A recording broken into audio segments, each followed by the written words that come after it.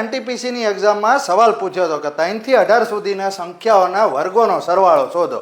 એને એમ કે બધાય વર્ગો કાઢશું અને એનો સરવાળો કરશું. પણ આપણા છોકરા કેવી રીતે ઉડાડે, હાલો જોઈએ. આનો છે ને સીધો જવાબ છે, જ્યારે પણ આવી રીતે હોય અમુક સંખ્યા સુધીના વર્ગોનો સરવાળો કાઢવાનો હોય તો એના માટે સીધું સૂત્ર છે n/6 × n+1 × 2n+1. n એટલે શું? જેટલી સંખ્યાઓ. તો આપણે 1 થી 18 સુધીની સંખ્યા લઈ લઈએ તો n બરાબર કેટલા થઈ જાય?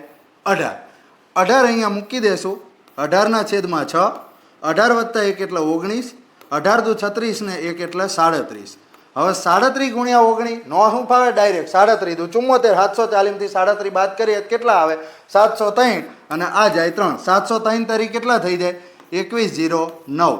પણ અહીંયા 3 થી કીધું છે એટલે 1 અને 2 નો વર્ગ આપણે બાદ કરી દો, એનું ટોટલ કેટલું થાય? 5. તો જવાબ કેટલો આવે? 2104.